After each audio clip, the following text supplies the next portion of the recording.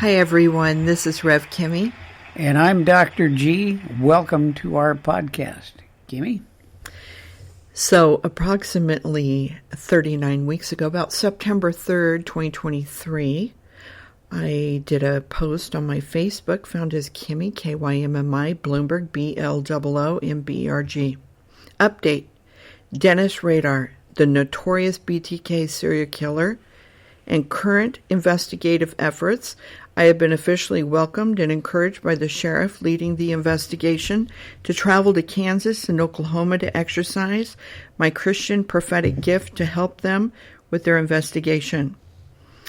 And I will release only pre-approved details in upcoming podcasts. Not one time did we do a podcast about the cold case until now. Yeah. So, Dr. G? And for our listeners, first-time listeners out there, and for some of the folks who've listened to all of our stuff, just a refresher, I'm Dr. G. I am a PhD, professor of criminal justice, and I am a forensic victimologist. I was Doc on the Oxygen series, Smiley Face Killers, The Hunt for Justice. And I think you can still find that. You guys can watch that now on Amazon Prime. Yep. So that's my background. I've written a book on drowning forensics. I've done work with Cyril Wecht has looked at my work, and so I'd have to say I'm an expert when it comes to deceased bodies and crime mapping and stuff like that. And Kimmy, what's your background? Why do they call you Rev? Well, I'm ordained Christian Reverend. I don't even know how many years it's been. It's definitely over 20. I used to do hospital ministry, ICU, ER, hospice, every kind of mental ward a few times. Then I taught the Bible in churches and stuff like that. Been involved with law enforcement, chaplain stuff. I'm also a litigation and trial paralegal, over 30 years at the top law firms of our country. Still do that, and that's how I earn my money. Civil law and handling trials, and mostly representing celebrities and known corporations. You can see my bio on LinkedIn, found as Kimmy, K-Y-M-M-I, Bloomberg, B-L-O-O-M-B-E-R-G. Okay. And according to your opening statement there, you were invited down to Oklahoma by the sheriff to come down and look at a couple of, one in particular, cold case that he was looking at that may be potentially attributed to, we weren't sure, but he was pretty positive that Dennis Rader, the bind, to torture, and kill serial killer, was responsible for this missing 16-year-old in his county seat. So we took the time to drive down there. And why would anybody want my help? Right. Well, I've been doing this since 1997, helping law enforcement here and there. It first began on Kristen Smart's case in San Luis Obispo. I was literally hunted down by the homicide investigators on her case in 1997, who wanted my help on the case using my spiritual gifts. And then I returned to the case in January 2021. You can go to that episode, Kristen Smart, and listen to the details there. But I've been helping law enforcement quite a bit through the years.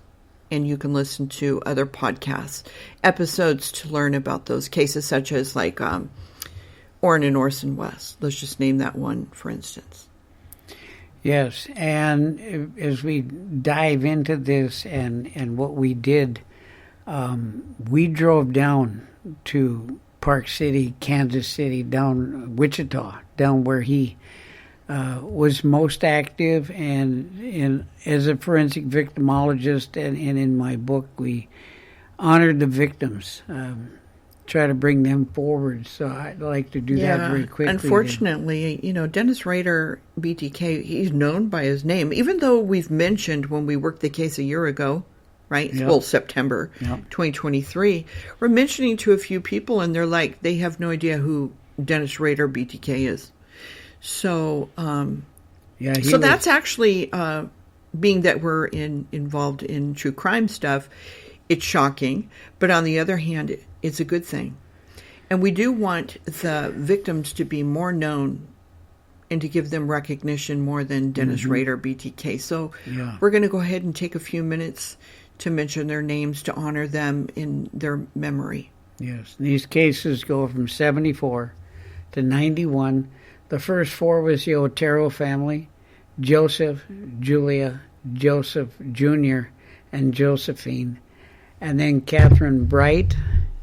And then there was one who survived, Kevin Bright, in that same attack. Shirley Relford, then Nancy Fox, Maureen Hedge, and Vicki Wegerl, and the last one in 91, Dolores Davis. And that one in particular we have some comments on. We drove down there, and what did we do when we got to Wichita, Park City? I think the sheriff, he wanted us to go around to specific states if we could, using my gifts to see if I get a hit on. We're looking for the burial of Cynthia Kenny. And so that was my goal, recovery. And also, I guess, affirming BTK, right? Yeah. Their suspect. And so, we hit every location where he murdered these people and recovery sites. And then we also went to Dolores Davis, the last victim in 1991. We went to her grave site. We went to where her home used to be. Yeah, we went to every single one. Yeah, drove past the church. Well, we didn't go to every recovery site. We didn't go to where Dolores was recovered. No, because he moved her body, right? Go, under a bridge or near a bridge or something. We didn't go on site. We went to where her home was. It was gone when we got there, and we also found her gravesite. Yeah, we went there. Yeah. And then we were done. And then we drove to meet with Sheriff Eddie Verdon, right? Yeah. In person. Yeah. After we were done doing our rounds. Did our thing. And then to meet with him to give my prophetic analysis of the case. In person. We met with him. Yeah, he was at the sheriff's department. Somewhere either at home or north side of the county doing something, and so we had to wait. He drove in for us to meet with us. Mm-hmm. Yeah. We went around to all the sites and to get a feel for the sin connected to him, and then to get familiar. We went to where his home was, which had been taken down. And, of course, Kimmy doesn't, read up on the newspapers and everything before we go. That's my job. And so we get there, and if you look in the... I try not to read or know anything, guys, at all about this case, even though I do know about BTK, Dennis Rader. I do remember facts about him, but I didn't know...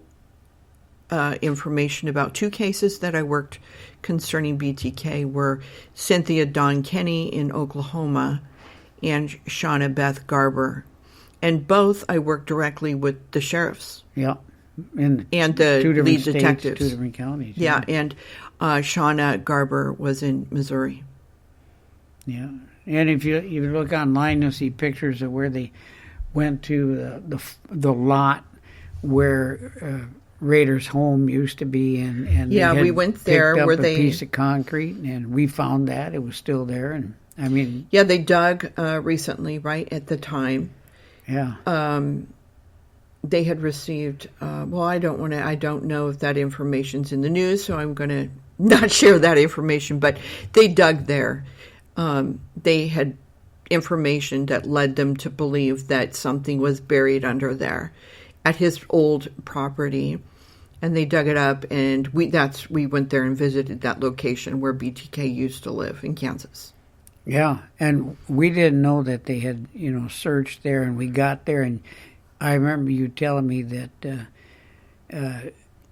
that there were nylons there. You remember that? Yeah, and I was also picking up that I was seeing images with the prophetic gift that he would dress up in women's clothing and take pictures of himself and put on makeup and, like lipstick or something. And yeah, I was picking up a lot of oddball stuff. And I find it to be kind of peculiar that, here it is X amount of years later, right?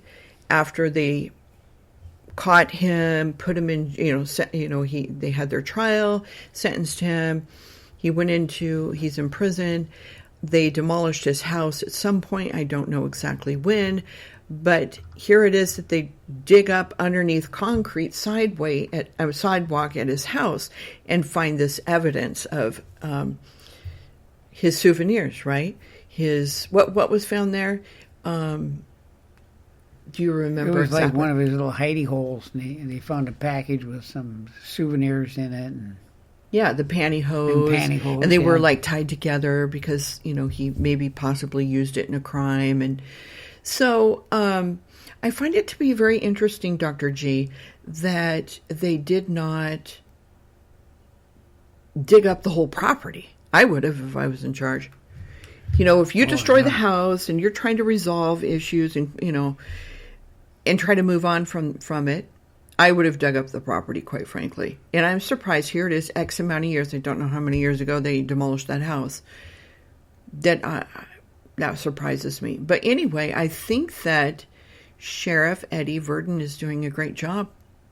Yeah, I certainly with what he's doing so far. But you guys have to stay tuned for what the Lord told me about the case. Oh, it's incredible. Okay.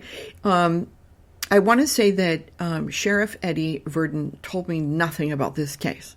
He asked me what I know, and I didn't want anybody to tell me any information. I say that to law enforcement, do not tell me, because it'll confuse me to know information. Mm-hmm. I usually like to go in dark. Then after I work the case, I can research it and find out. But it's quite interesting how information he was withholding from us that came out recently was information that the Lord told me and I gave to him some time ago. Which now, here it is, almost a year later, and I'm getting affirmations. And so do you want to share more, Dr. G? Yeah. The whole trip was full of surprises.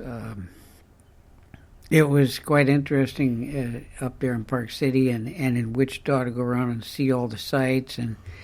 And like you said, the first thing I'd have done at the very least is ground-penetrating radar on his property. But quite frankly, under concrete, I would have turned that whole lot into an archaeological site and anthropological site and excavated it, 1 inch at a time. Yeah, right down to about 6 feet deep, and there's got to be. I'm confident there's still stuff buried there that they haven't found.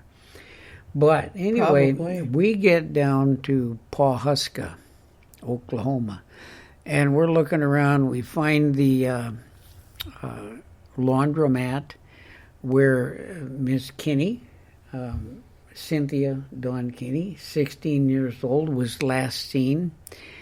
And they're still trying to sort it out. We've talked about this before, that across the street was a bank, and he was working for like ADT or some company like that, putting in security systems. Was he there at the time doing that when she was working? Had he seen her at some time? That is still questionable, but the fact remains that he was at some point in time at that bank. And if you look at the times of when he worked for different places, it all fits with when she went missing back in 1976. That's a long time ago.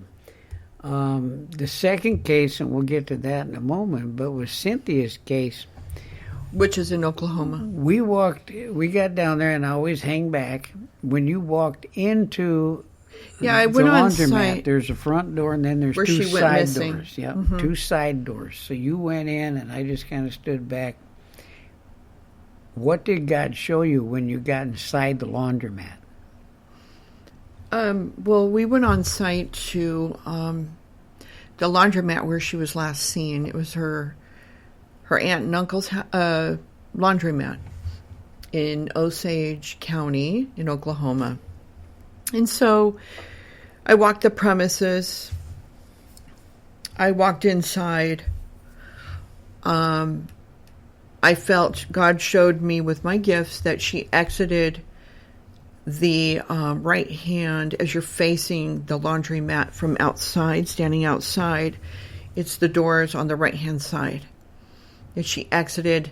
The Lord showed me that she entered a vehicle on her own free accord, and she went somewhere.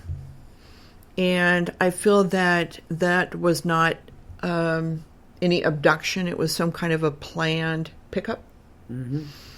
And then she at some point got dropped back off or came back, and I believe that BTK got her at some point, lured her away somehow. I did say in my email more details than what I'm saying right now, which we can read the email to law enforcement if you wanted to.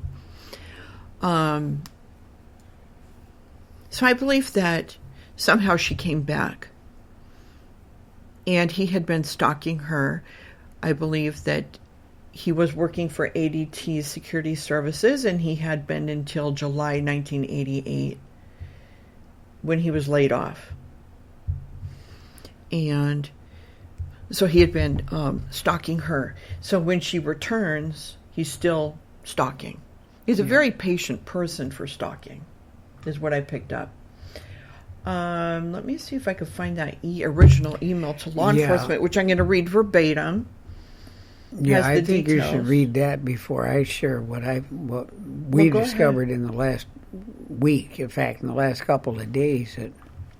But go ahead and read your email thread there, folks. This is information that she shared directly with the sheriff. And he was. We text, we call each other. Yeah. And I email him. So, let's see. And recently, let me see, March 11th, 2024.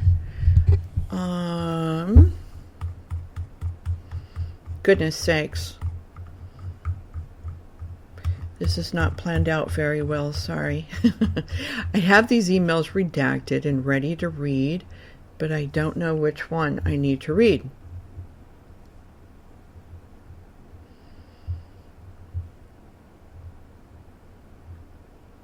Okay, so this is the wrong one. This is Garber's. And this is the Oklahoma case. And okay. Yeah, all right, this is it. Sorry, guys. I had to find the right email evidence. All right, so this has been going on for a time. Like I said, I'll text him. I'll call on his cell phone or email him. So, and this, we went out there, we communicated with him prior to going out there. Mm-hmm. Then we went out there about September 3rd, 2023, going on site to the laundromat. And then as I get things after I leave, I'll email him and share the information. And I always CC, I have a commander who is a law enforcement, reference for all law enforcement, all cases I work on. He's always CC'd on everything. So I'm going to share these emails on my Facebook on a pinned docuseries that you guys can all go to and review this evidence. I have redacted my personal email address, as well as the CC, who is the commander at a large Los Angeles law enforcement. I keep him. Law enforcement does see his name. They know who it is. I do not tell the public. He doesn't need attention. He's a very busy person, and we need to keep him out of it. publicly out of it. So anyway, so this is an email dated March 12th, 2024 at 9:24 p.m. It's to Eddie Verdon. And then, yeah. So, good evening, Sheriff Eddie. I got some things for you on Cynthia Kinney case via my Christian ministry prophetic gifts. As always, God shows me information when I do not expect it. My husband is a criminal justice and forensic victimologist professor at a university in Minnesota, and we were in his class tonight. We had a guest speaker from prison, so I went with him because I wanted to listen and learn. Anyway, not thinking about your case, I was in the car as a passenger when the Lord showed me Cynthia's bones and skull, etc. God showed me, as I told you, in person when we met back up in September 2023 or so, I don't remember exact date, that she is buried in dirt. However, to be more specific, she is buried inadvertently. She was not buried from a person who murdered her, whom I believe was Dennis Rader, also known as BTK, as I told you back in September 2023. What I know from the Lord is that Cynthia was at the laundromat. She left in a car with people that she knew. I believe that she was later dropped back off. Rader had been stalking her. He is a very patient man when he does that. He was able to somehow convince her into his vehicle. He drove her to an abandoned barn where he performed horrible, torturous things. Later, after he eventually murdered her in an abandoned barn, he did not bury her. She was left in that abandoned barn to be found, posed, and staged.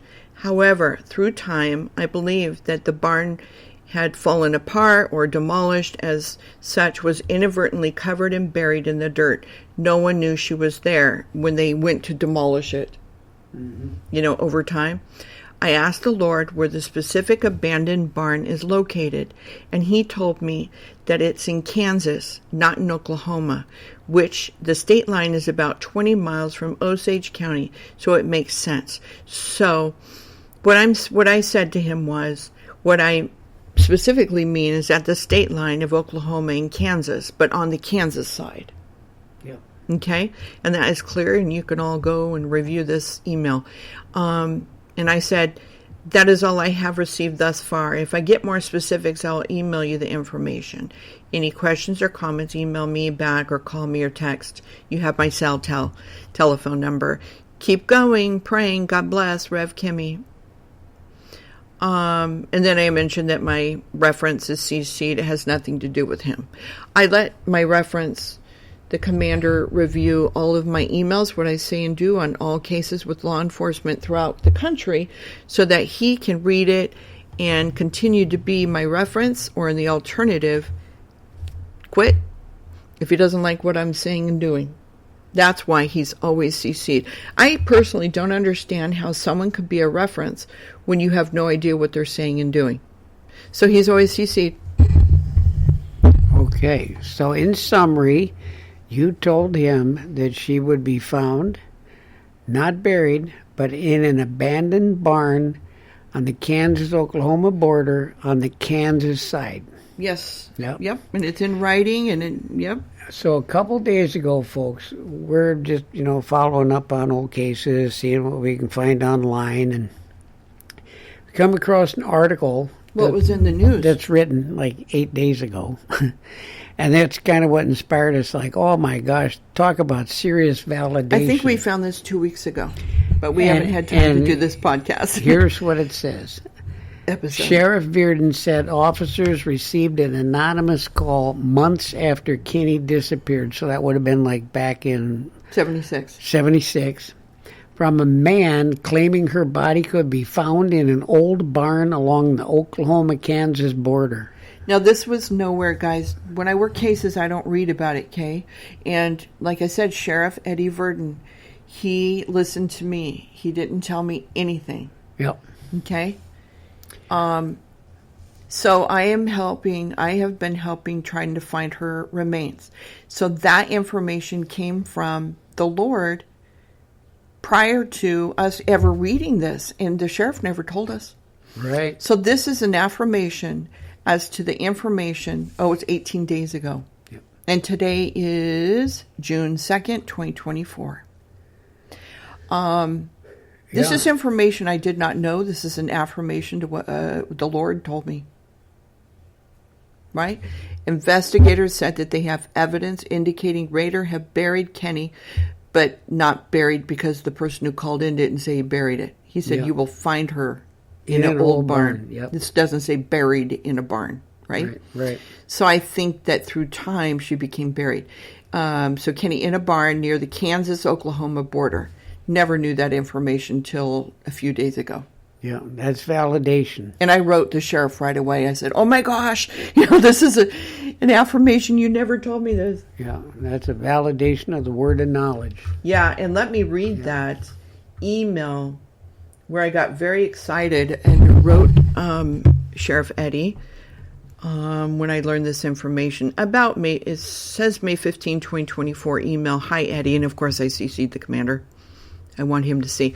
I just read this article online. The link is below that affirms my prophetic work. Info I told you in an email forwarded below regarding buried in a farm near state line of Oklahoma and Kansas.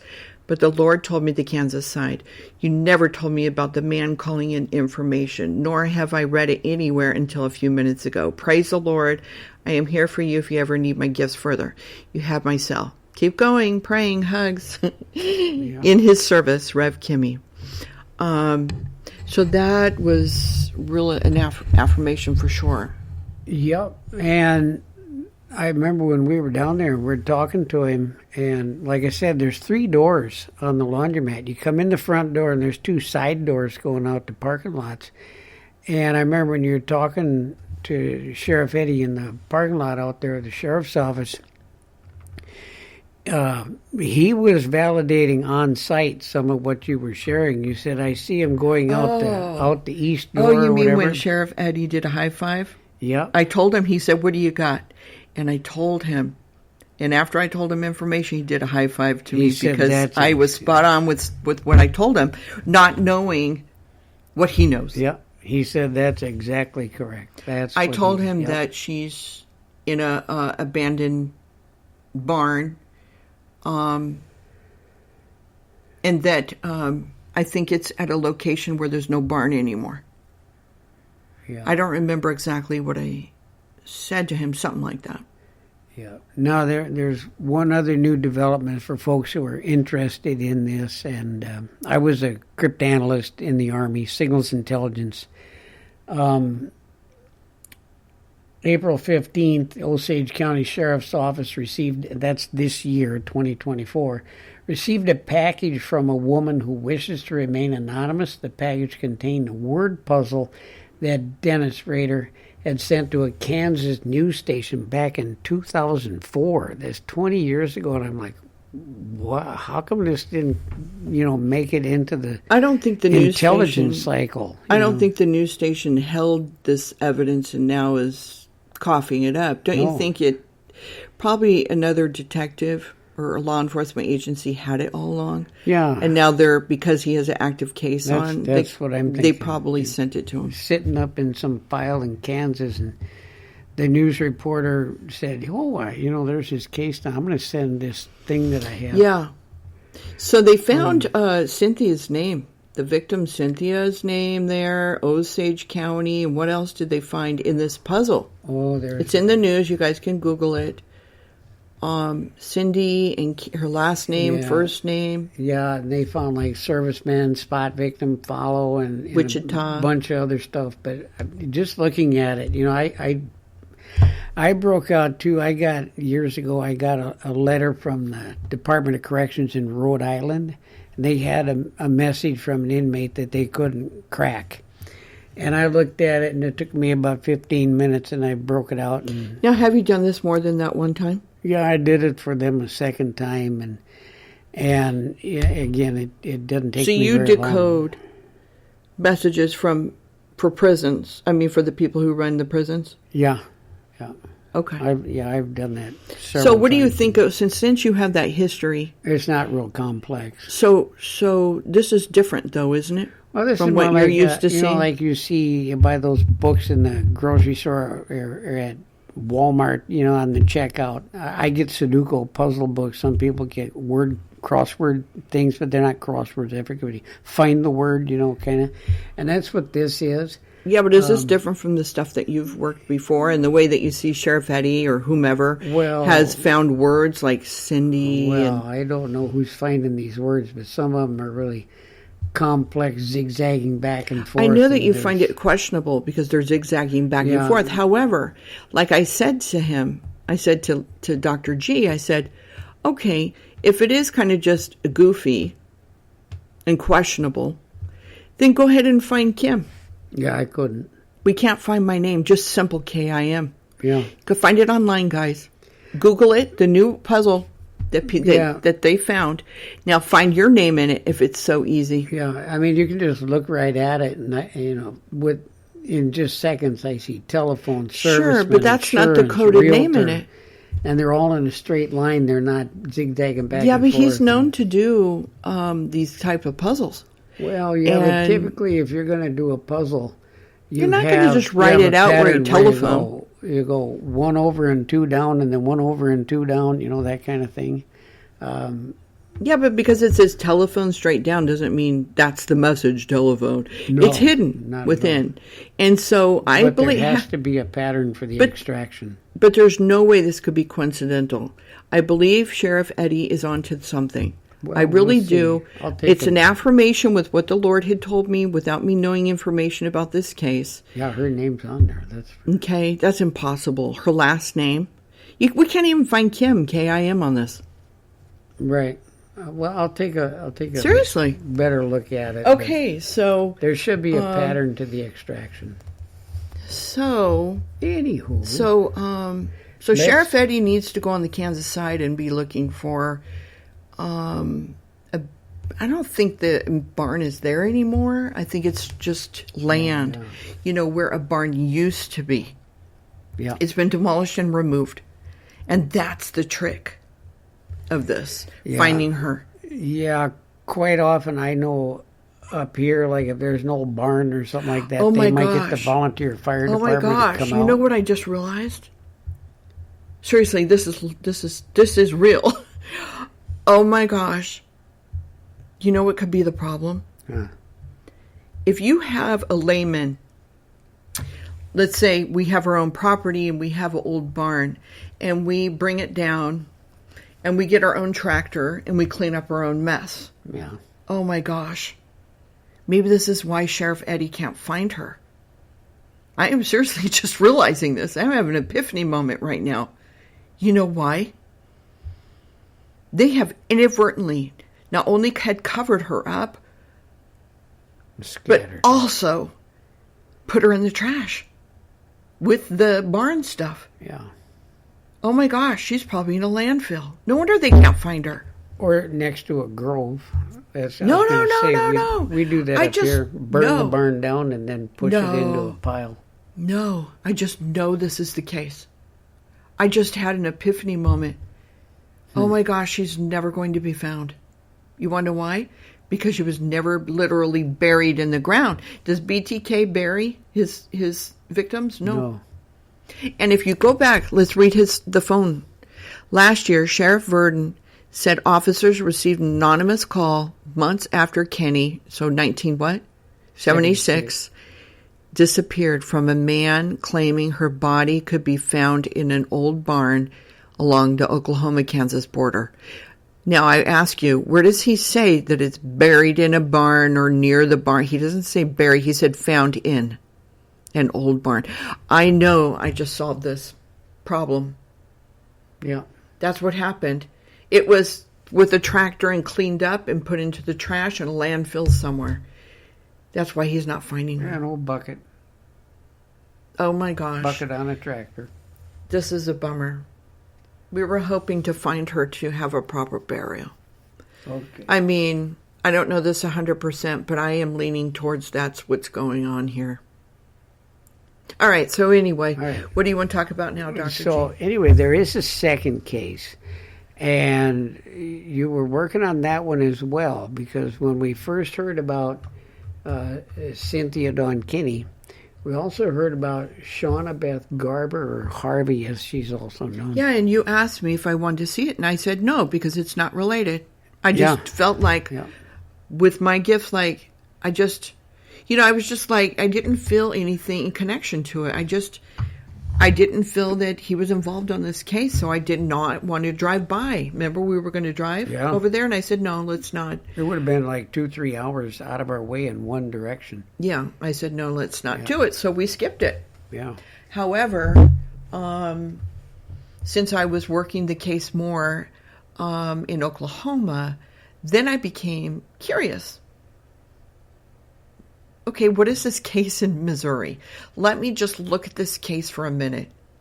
So I wrote the sheriff over there on the Shauna Beth Garber case in Missouri. And the sheriff, of course, when I send it to him, I have the list. They see the commander as my reference. They see that, he CC'd on that email. They see the list. I list the cases I've worked before with law enforcement or success cases, how my gifts turned out and what happened. It's kind of like a resume of past cases. So then I get a text from their lead detective who said the sheriff told me to contact you, and they were curious about my prophetic analysis on their case. And she had mentioned that the case, they had resolved it. They're going to be announcing it in about a week or something like that. Yeah. If I knew about that information, I said, no, I know nothing about your case. I literally knew nothing, except for that BTK was kind of tied to it, so speculated.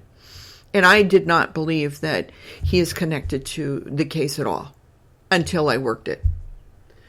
Yeah, we do know that you can work cases remotely. You don't have to be on site. But and what I mean by working it, because I could do it in person or from afar in a different state. What I mean by working it is getting into praise and worship. I need to get into the Holy Spirit, because the gifts come from the Holy Spirit, the prophetic gift, and visions. And so of the situation, insight. The words of knowledge, which is, you could Google that. That's in the Bible as well, and I have that gift. So, I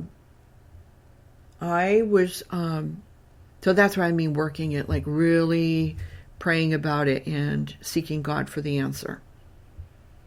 So, share with us what you wrote in your email. Okay. So I'm going to make this email available as well in the comments to my pinned docuseries on Facebook, so that everyone can look if they want to find the evidence. I redacted out of the CC is my commander. You cannot know who that is. He is redacted. My personal email address is redacted. Everybody else's is still there. Oh no, I redact also the detective. I had her personal email address. I redacted that. People don't need to know her personal email address.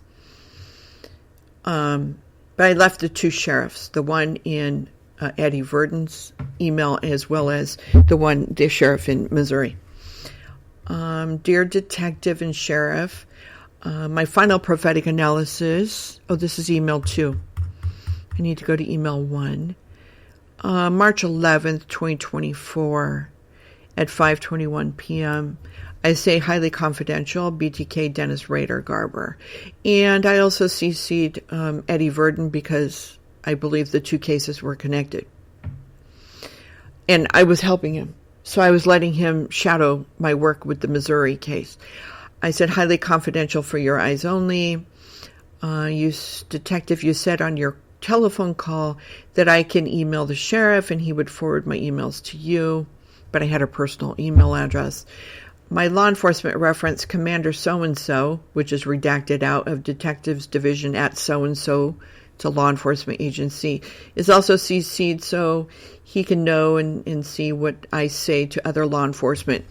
Does it give him the opportunity to cease being my reference or continue as he has for years? As such, I am transparent with him. Also, I am using my prophetic gifts to share my consult with Sheriff Eddie Verdon in Oklahoma, too, not just for the detective in Missouri. The following is my tentative work only. This may change. I was just looking, and looking is in quotes because I have prophetic visions from the Holy Spirit when I'm in praise and worship. I was just looking with my prophetic Christian ministry gifts at your case, Shauna Beth Garber, for the first time with my gifts.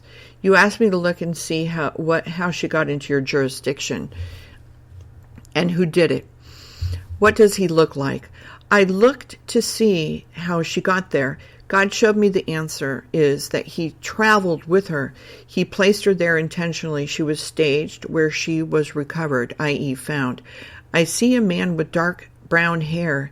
He is many years older than she. You are never going to believe who I see. A direct hit.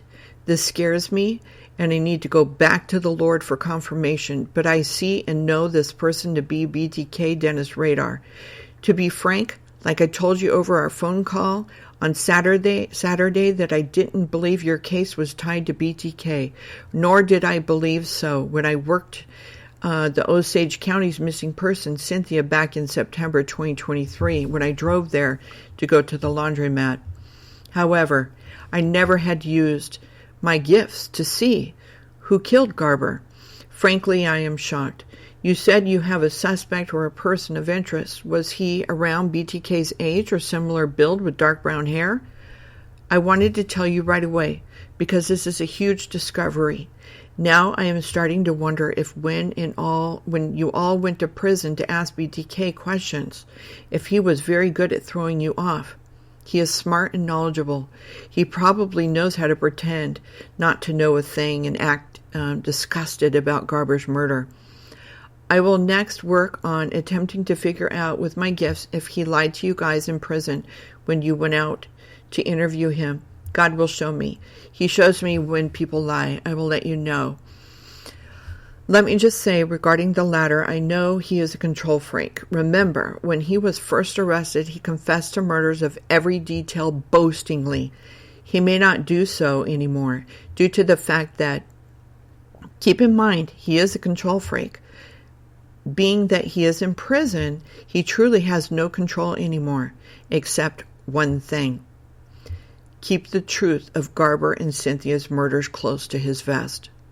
But why would he do that? Because it is the only thing that he can control and make you all his puppets. His perspective, not mine.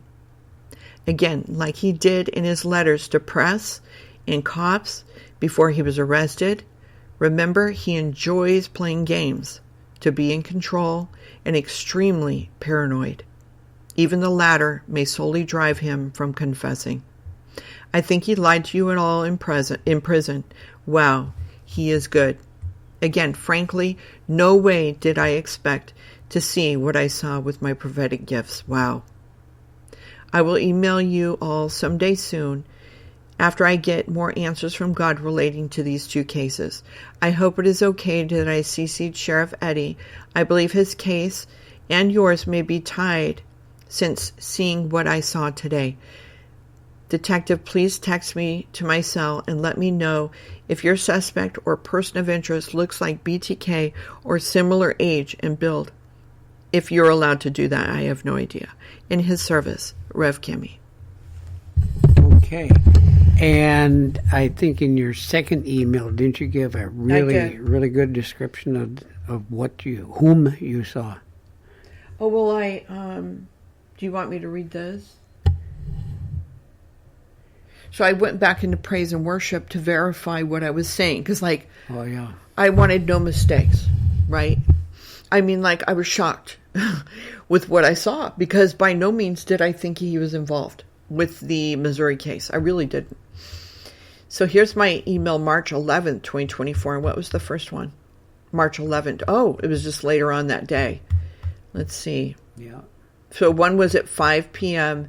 and then the other was at 9:26 p.m. I think I was really shook up. So I really pursued the Lord immediately on the issue. So I wrote, Dear Detective and Sheriff Evanson, my final prophetic analysis on the case of Shauna Garber that was recovered in McDonald County, Missouri is as follows. Murderer, Dennis Rader, also known as BTK serial killer. I am 100% positive at the aforementioned. I have checked with the Lord a few times, and I am certain, absolutely certain. So certain, I broke down and I cried for a time due to the shock of what I witnessed with my prophetic gifts. And as I said earlier, Mr. Rader lied to you all in prison due to the fact that he wants to be in control of his own life, for that is all of the control he has left. He will never confess. Even if you offered him immunity, he would never confess to her murder. I do this care ministry on behalf of speaking for the lost and murdered, this time speaking on behalf of Shauna, to be her voice when she can no longer speak for herself. And rest in peace, Shauna. I will be sending no further information on this case. Please reach out if you have any comments and or questions and or need for a prophetic consult on any other case. I am, however, going to continue to try to locate Cynthia Kenny's burial site for Sheriff Eddie Verdon and notify him of same if I gain said information prophetically from the Lord. God bless you all. In his service, Rev Kimmy. And which I did later. I did. The Lord told me at the border, right? Of Oklahoma and Kansas, on the Kansas side. Yeah. And what did the Lord show you about a description of Shauna's murderer?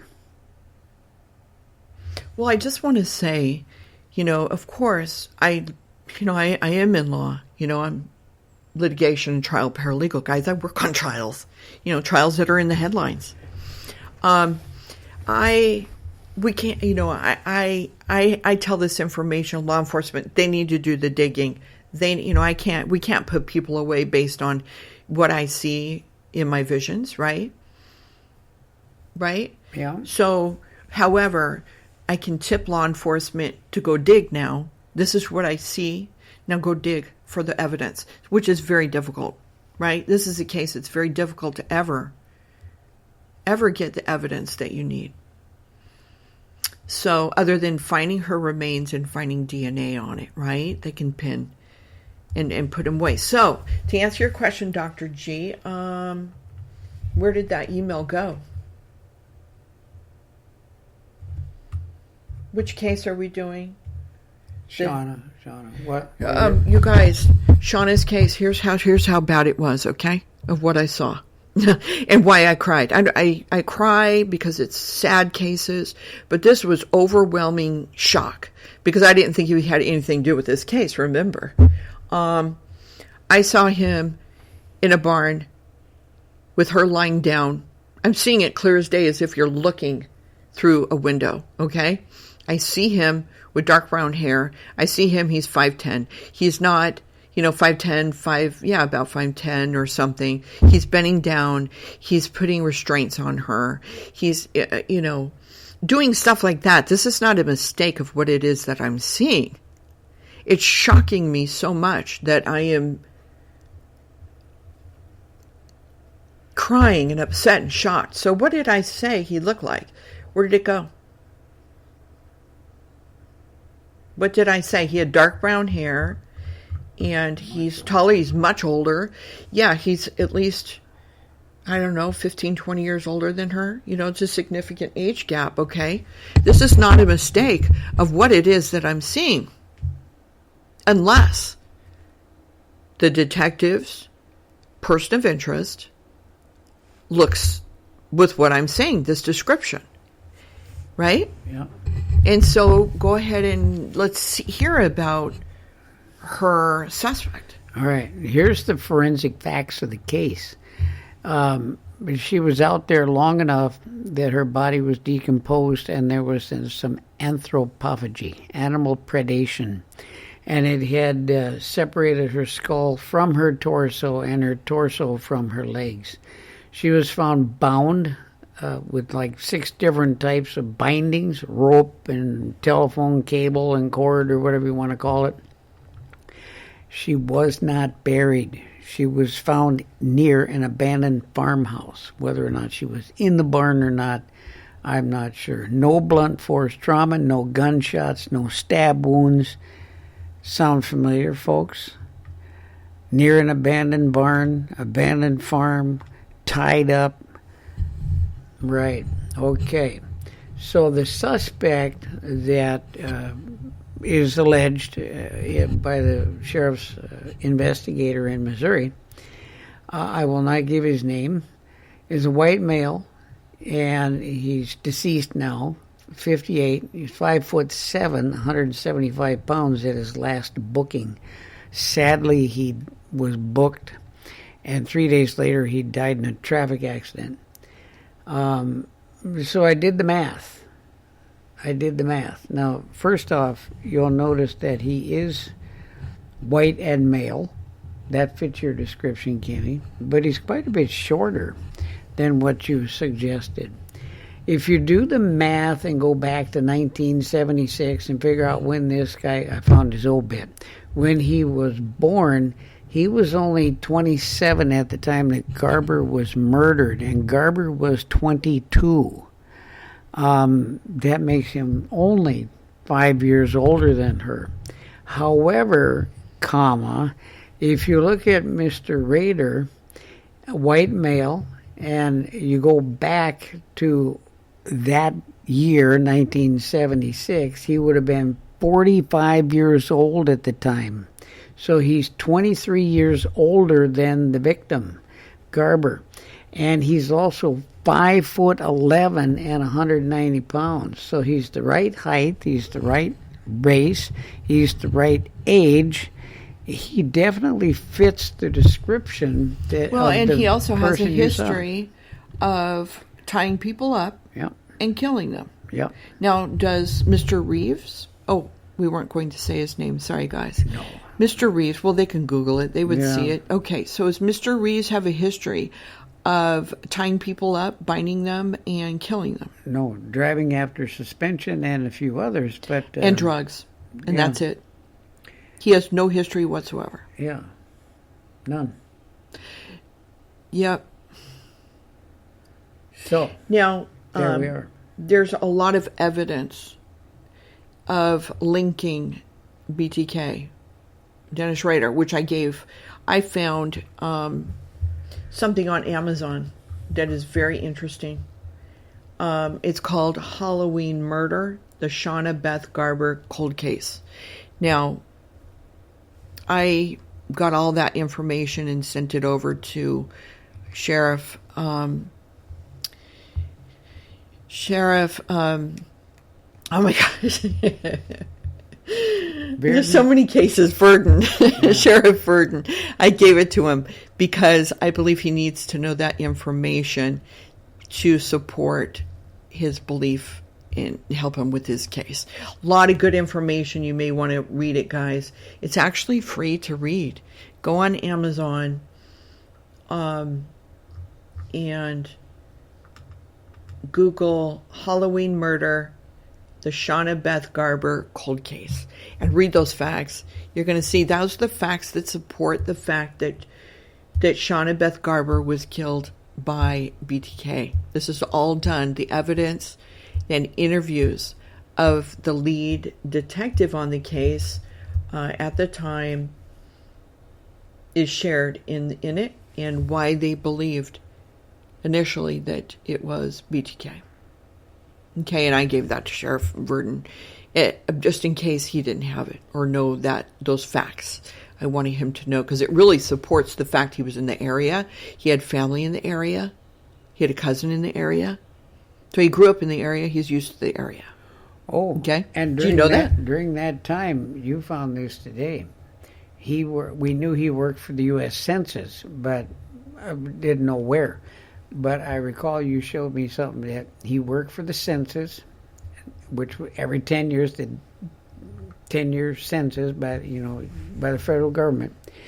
And he was responsible for working Oklahoma, Missouri, Kansas, that area. And so he was out traveling around in 1990, same time that poor Miss Garber was murdered. Yep. So everything that I didn't know, that the sheriff knew, God gave that information to Sheriff Verdon as an affirmation to that he has the correct information, just affirming things for him. And he was excited about that. He gave me a high five. Yeah. So he's doing the right thing. I'm really proud of his work, and he's such a nice person, nice Christian man. And if you guys want to help out on this case, you can actually help Sheriff Verdon. You know how? Praying. Pray for him. He's a Christian man. Pray for him and his team on this case. They're trying to solve it. And pray that they find where she's buried, in which I told him where, and I think that we've had an epiphany moment. I don't think they're going to, because of what I think they cleaned up the remains inadvertently with the barn. Yeah. Shoot. We didn't think about that sooner, but I think that's probably what happened. So anyway, so you guys can be praying for Sheriff Verdon and that he and his team solve this cold case. I believe is tied to BTK. Power and prayer. And of course, everyone is innocent, though I said 100% positive that BTK did it. There is no evidence. It would, in the human level, the physical world, it would be considered speculation. And everyone's innocent till proven guilty in trial. So I just want to say that. And it would take law enforcement to find the evidence to prosecute him. Yeah. In which I believe also Sheriff Verdon is correct, that he didn't confess while he's in prison to them as to these murders, because of the fact that he would have, he'd be moved. He's comfortable there. He's used to it, right? He would be moved for trial and stuff like that. So I absolutely believe in what Eddie is doing, Sheriff Verdon. He's doing a good job, and we should all support him in what he's doing in his team. Amen. So, in closing, is there anything else you'd like to? Well, I do want to say something. Maybe a week or so, maybe 2 weeks after it is that I gave my prophetic analysis on the case on Shauna Garber for the Sheriff's Department there in Missouri, they went ahead and did their announcement. As the detective said, they do have someone, and they were about to announce. Mm-hmm. She was honest about that. They did a news conference. You guys can find that online. They announced that somebody else had done it. Yeah. Based on some witnesses. But they really don't have... I personally, being a trial expert, I believe they don't have enough evidence that if the person was still alive, person's dead, who allegedly did it, I don't believe that can hold up in court. I don't believe that they would be able to pin the guy. I don't believe a jury members would convict the guy of murdering Shauna Garber, personally, as a trial expert that I am. Yeah, and from a forensic perspective, stuff I'm reading about the extent of maceration and decomposition, putrefaction. Yeah, and of some witnesses of the body. Then why didn't they stop it if they're witnessing animal this? predation? I don't know how you can say that she was raped and that she was used and some kind of tranquilizer or whatever to gain control of her. And he has no history of killing people. How are you going to do a toxicology? And then some witnesses are standing there watching it. Well, why didn't you stop it? Yeah, I'd beat the heck out of people who are trying to hurt someone. I would stop it, and I would be a narc. Yeah. Go narc. That'd be my next victim. Yeah, no, the old story. I don't believe the witnesses. Quite frankly, I just don't. Do you, Dr. G? No. No, that wouldn't hold up in court if I was on the jury. If there was a witness, dead men and if tell I was no on, tales. If I was on the trial team, I would definitely be prepping the trial attorney and giving him every ammunition of why that person is innocent. Yeah. So anyway, that doesn't work with me, but I understand that is the decision that the Sheriff's Department made. And yeah. So anyway, if you guys want to communicate with us, the way to email us and contact us is by revkimmy.drg@gmail.com. That is revkymmy.drg@gmail.com. And please, I could use these gifts on you personally to talk about your future. I'm prophetic. I did this for people in the hospital, not just on missing person cases or homicide cases. I help people for over 20 years one-on-one. And it's very interesting. If you want to have your own to find out your future or your gifts or your calling or whatever it is that you have, just email me. We could set up an appointment. We can do it by phone or by Zoom or in person. Yeah, we do have a couple of podcasts up too, folks, that you can listen to where Kimmy talks, interviews folks that she has done words of knowledge with, and then they explain how it was how it came to be and the validation. Oh, and if you people listen to the Joe, it's an example of my gifts with the counseling with Joe. It's one of the episodes. Yeah. I mentioned how I had taken black cohosh and it had ruined my liver. My doctor had called me. I took black cohosh, which is an herb, and I took it because, I'm older, and so it's supposed to help with, like, female symptoms, hormonal stuff, right? And so I thought, it's natural. This is good for my body. This is healthy. And I'll take this, right? And I'll be darned. After a couple of months of taking it, no kidding, guys, my doctor calls me after a lab test, and he says that my liver mimics hepatitis, a person who has hepatitis. Yeah. I had a healthy liver prior to taking black cohosh. So long story short, I pursued the Lord, praying for healing, because if you Google it, people are dying from black cohosh, and they're also getting liver transplants. No kidding, go Google it. So never take black cohosh, guys. So anyway, it's a miracle that the doctor told me that my liver is healed 100%, as if I never even had the damage from the black cohosh. Yeah. It no longer resembles that I have hepatitis. Oh, could not believe it. Way out there. It was sky high, the numbers. It was scary, shocking. And I took it because I thought it was healthy. I took it for my health. An herb. It's an herb. Oh my gosh. Who would ever think? So I wanted to add that if anybody listens to that episode with Joe, Spiritual Counseling with Joe. Yeah. Just like anything like that, medication, herbs, whatever. Get blood work done before, and then, monitor it. Go and get Google, it again. And Google it. I didn't even Google it to find out a black cohosh. I didn't. And that's a big mistake. Yeah, we looked for the benefits. We didn't think Google the contraindications and medical problems afterwards. But holy cow, that was a surprise when the doctor called. I remember that. Yeah, it was shocking. Yeah. Okay, well, who would think an herb would damage your liver like that? Yeah, go figure. Okay, so if you guys want to become a supporter of this podcast, we're going to have exclusive episodes soon. Yep. So you guys want to become a member, and you can do that, a supporter, subscribe, so you get exclusive information from us. And you could do that through Spreaker, or I think that button is through Spotify, iHeart, Apple Podcasts, and everywhere where we are heard. So thank you so very much for joining us, and we're going to talk to you guys on the next episode. God bless you. Thank you. Talk to you later. Yeah, thank you for listening.